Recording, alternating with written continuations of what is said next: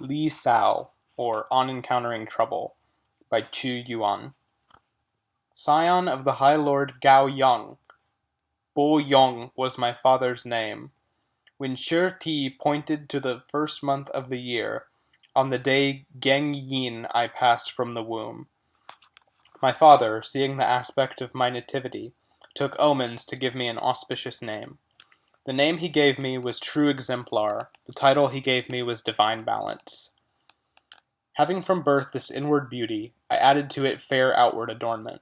I dressed in Selenia and shady angelica, and twined autumn orchids to make a garland. Swiftly I sped as in fearful pursuit, afraid time would race on and leave me behind. In the morning I gathered the angelica on the mountains. In the evening I plucked the sedges of the islets. The days and months hurried on, never delaying. Springs and autumns sped by in endless alternation. And I thought how the trees and flowers were fading and falling, and feared that my fairest's beauty would fade too. Gather the flower of youth and cast out the impure. Why will you not change the error of your ways? I have harnessed brave coursers for you to gallop forthwith. Come, let me go before and show you the way. The 3 kings of old were most pure and perfect. Then indeed fragrant flowers had their proper place. They brought together pepper and cinnamon. All the most prized blossoms were woven in their garlands. Glorious and great were those 2, Yao and Shun, because they had kept their feet on the right path. And how great was the folly of Jie and Zhou, who hastened by crooked paths and so came to grief. The fools enjoy their careless pleasure, but their way is dark and leads to danger.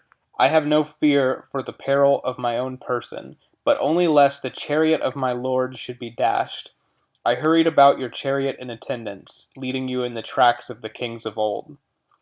But the fragrant one refused to examine my true feelings. He lent ear instead to slander and raged against me. How well I know that loyalty brings disaster, yet I will endure. I cannot give it up. I called on the ninefold heaven to be my witness, and all for the sake of the fair one, and no other. There once was a time when he spoke with me in frankness, but then he repented and was of another mind. I do not care on my own account about this divorcement, but it grieves me to find the fair one so inconstant. I had tended many an acre of orchids, and planted 100 rods of melilotus. I had raised sweet lichens and the cart-halting flower, and acerums mingled with fragrant angelica, and hoped that when leaf and stem were in their full prime, when the time had come, I could reap a fine harvest.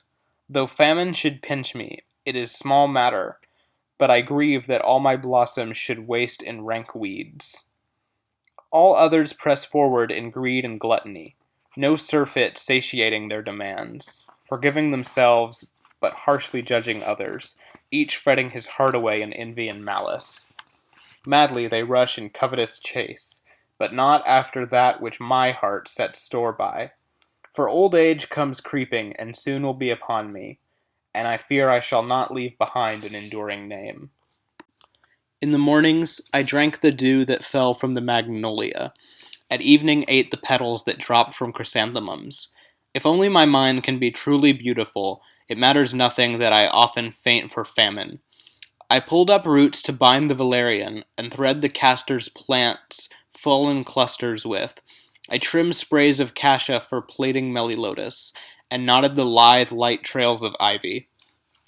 I take my fashion from the good men of old, a garb unlike that which the rude world cares for. Though it may not accord with present-day manners, I will follow the pattern that Peng Xian has left. Heaving a long sigh, I brush away my tears, sad that man's life should be so beset with hardship. Though goodness and beauty were my bit and bridle, I was slandered in the morning and cast off that same evening. Yet, though cast off, I would wear my orchid girdle. I would pluck some angelicas to add to its beauty. For this it is that my heart takes most delight in. And though I died 9 times, I should not regret it. What I regret is the fair one's waywardness, that never once stops to ask what is in men's minds. All your ladies were jealous of my delicate beauty. In their spiteful chattering, they said I was a wanton. Truly, this generation are cunning artificers. From square and compass turn their eyes, and change the true measurement. Disregard the ruled line to follow their crooked fancies. To emulate in flattery is their only rule. But I am sick and sad at heart, and stand irresolute. I alone am at a loss in this generation. Yet I would rather quickly die and meet their dissolution before I ever would consent to ape their behavior. Eagles do not flock like birds of lesser species. So it has ever been since the olden time. How can the round and square ever fit together? How can different ways of life ever be reconciled? Yet humbling one's spirit and curbing one's pride, bearing blame humbly and enduring insults, but keeping pure and spotless and dying in righteousness. Such conduct was greatly prized by the wise men of old. Repenting, therefore, that I had not conned the way more closely, I halted, intending to turn back again. To turn about my chariot and retrace my road before I had advanced too far along the path of folly. I walked my horses through the marsh's orchid-covered margin. I galloped to the hill of pepper trees and rested there. I could not go into him for fear of meeting trouble, and so, retired, I would once more fashion my former raiment. I made a coat of lotus and water chestnut leaves, and gathered lotus petals to make myself a skirt. I will no longer care that no one understands me, as long as I can keep the sweet fragrance of my mind. Higher still the hat now that towered on my head, and longer the girdle that dangled from my waist. Fragrant and foul mingle in confusion, but my inner brightness has remained undimmed. Suddenly, I turned back and let my eyes wander. I resolved to go and visit all the world's quarters. My garland's crowded blossoms, mixed in fair confusion, wafted the sweetness of their fragrance far and wide. All men have something in their lives that gives them pleasure. With me, the love of beauty is my constant joy. I could not change this, even if my body were dismembered, for how could dismemberment ever hurt my mind? Now, my new shoe was fearful and clung to me imploringly, lifting her voice up in expostulation. Goon in his stubbornness took no thought for his life and perished as a result on the moor of Feather Mountain. Why be so lofty with your passion for purity? Why must you alone have such delicate adornment? Thorns, kinggrass, curly ear hold the place of power. But you must need stand apart and not speak them fair. You cannot go from door to door convincing everybody. No one can say, "See, look into my mind." Others band together and act like to have companions. Why must you be so aloof? Why not heed my counsel? But I look to the wise men of old for my guidance. So sighing with a full heart, I bore her upbraidings, and crossing the Yuan and Xiang, I journeyed southwards till I came to where Chong Hua was, and made my plaint to him. Singing the 9 songs and dancing the 9 changes, Qi of Xia made revelry and knew no restraint.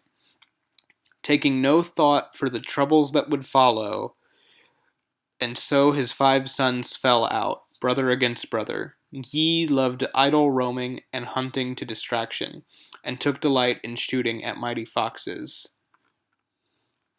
But foolish dissipation had seldom a good end, and Han Zhuo covetously took his master's wife.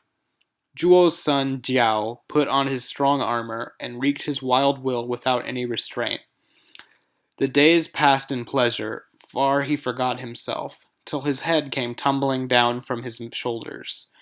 Jie of Xia, all his days, was a king most unnatural, and so he came finally to meet with calamity.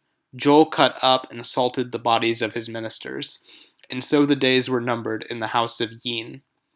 Tang of Shang and Yu of Xia were reverent and respectful.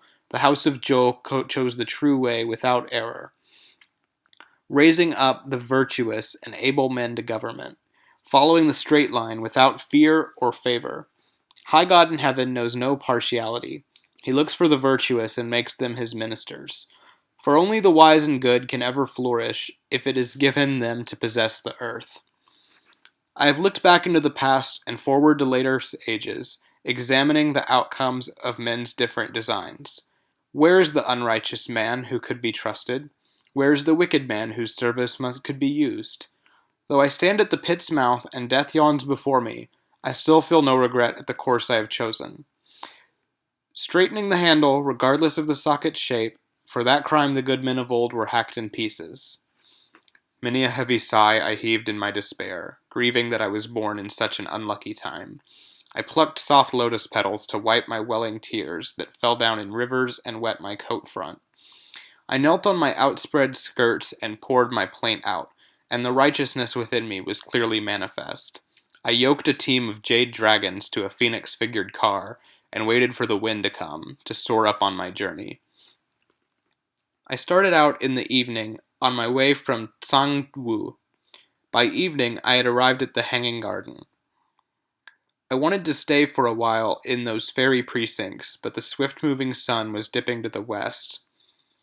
I ordered Shi He to stay at the Sun Steed's Gallop, to stand over Yanzi Mountain and not go in. For the road was so far and so distant was my journey, all I wanted, and I wanted to go up and down, seeking my heart's desire. I watered my dragon steeds at the pool of heaven, and tied their reins up to the Fusang tree. I broke a sprig of the Ruo tree to strike the sun with.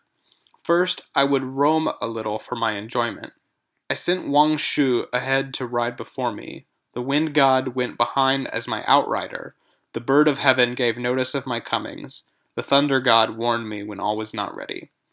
I caused my phoenixes to mount on their pinions and fly ever onward by night and by day. The whirlwinds gathered and came out to meet me, leading clouds and rainbows to give me welcome. In wild confusion, now joined and now parted, upwards and downwards rushed the glittering train. I asked heaven's porter to open up for me, but he leaned against heaven's gate and eyed me churlishly. The day was getting dark and drawing to its close. Nodding orchids, I waited in indecision. The muddy, impure world, so undiscriminating, seeks always to hide beauty out of jealousy. I decided when morning came to cross the white water, and climb the peak of Long Feng, and there tied up my steeds. Then I looked about me, and suddenly burst out weeping, because on that high hill there was no fair lady. Here I am, suddenly in this house of spring. I have broken off a jasper branch to add to my girdle. Before the jasper flowers have shed their bright petals, I shall look for a maiden below to give it to. So I made Feng Long ride off on a cloud to seek out the dwelling place of the Lady Fu Fei. I took off my girdle as a pledge of my suit to her, and ordered Lame Beauty to be the go-between. Many were the hurried meetings and partings, all wills and caprices. She was hard to woo. In the evening she went to the lodge in the Qiongshi mountain. In the morning she washed her hair in the Weipan stream. With proud disdain she guarded her beauty, passing each day in idle wanton pleasures. Though fair she may be, she lacks all seemliness. Come, I'll have none of her. Let us search elsewhere.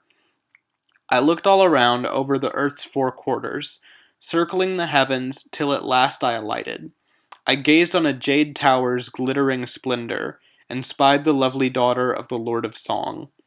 I sent off the magpie to pay my court to her, but the magpie told me that my suit had gone amiss. The magpie flew off with noisy chatterings. I hate him for an idle, knavish fellow. My mind was irresolute and havering. I wanted to go, and yet I could not. Already the phoenix had taken his present, and I feared that Gao Xin would get there before me. I wanted to go far away, but had nowhere to go. Where could I wander to look for amusement?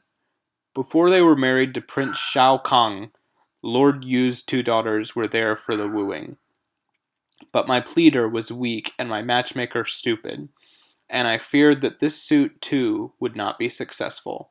For the world is impure and envious of the able, eager to hide men's good and make much of their ill. Deep in the palace, unapproachable, the wise king slumbers and will not be awakened. That the thoughts in my breast should all go unuttered, how can I endure this until I end my days? I searched for the holy plant and twigs of bamboo, and ordered Ling Fen to make divination for me. He said, "Beauty is always bound to find its mate. Who that was truly fair was ever without lovers? Think of the vastness of the wide world. Here is not the only place where you can find your lady. Go farther afield," he said, "and do not be faint-hearted. What woman seeking handsome mate could ever refuse you? What place on earth does not boast some fragrant flower? Why need you always cleave to your old home? The world today is blinded with its own folly. You cannot make people see the virtue inside you. Most people's loathings and likings are different. Only these men here are not as others are, for they wear mugwort and cram their waistbands with it, but the lovely valley orchid they deem unfit to wear. Since beauty of flower, then, and shrub escapes them, what chance has a rarest jewel of gaining recognition? They gather up muck to stuff their perfume bags with. The spicy pepper plant, they say, has got no scent at all. I wanted to follow Ling Fen's auspicious oracle, but I faltered and could not make up my mind. I heard that Wu Xian was descending in the evening, so I lay in wait with offerings of peppered rice balls. The spirits came like a dense cloud descending, and the host of Doubting Mountain came crowding to meet him. His godhead was manifested by a blaze of radiance, and he addressed me in these auspicious words. To and fro in the earth you must everywhere wander, seeking one whose thoughts are of your own measure. Tang and Yu sought sincerely for the right helpers, so Yi Yin and Gao Yao worked well with their princes. As long as your soul within is beautiful, what need have you of a matchmaker? Yue labored as a builder, pounding earth at Fu Yan. Let Wu Xing employed him without a second thought. Lu Wang wielded the butcher's knife at Zhao Ge, but King Wen met him and raised him up on high. Ning Chi sat as he fed his ox at evening, but Duke Huan of Chi heard him and took him as his minister. Gather the flower of youth before it is too late, while the good season is still not yet over. Beware lest the shrike sound his note before the equinox, causing all the flowers to lose their fine fragrance. How splendid the glitter of my jasper girdle! But the crowd make a dark screen, masking its beauty, and I fear that my enemies, who never can be trusted, will break it out of spiteful jealousy. The age is disordered in a tumult of changing. How can I tarry much longer among them? Orchid and iris have lost all their fragrance. Flag and melilotus have changed into straw. Why have all the fragrant flowers of days gone by now all transformed themselves into worthless mugwort? What other reason can there be for this, but that they all have no more care for beauty? I thought that Orchid was one to be trusted, but he proved a sham, bent only on pleasing his masters. He overcame his goodness and conformed to evil counsels. He no more deserves to rank with fragrant flowers.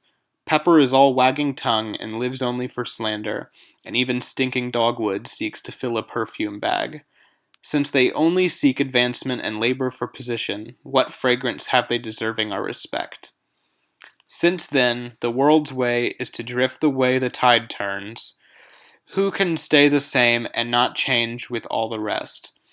Seeing the behavior of orchid and pepper flower, what can be expected of cart halt and selenia?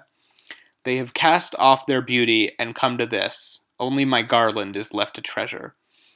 Its penetrating perfume does not easily desert it, and even to this day its fragrance has not faded. I will follow my natural bent and please myself. I will go off wandering to look for a lady. While my adornment is in its pristine beauty, I will travel around looking both high and low. Since Ling Fen has given me a favorable oracle, I picked an auspicious day to start my journey on. I broke a branch of jasper to take for my meat, and ground fine jasper meal for my journey's provisions. Harness winged dragons to be my coursers. Let my chariot be of fine work of jade and ivory. How can I live with men whose hearts are strangers to me? I am going on a far journey to be away from them. I took the way that led towards the Kunlun mountain. A long, long road with many a turning in it.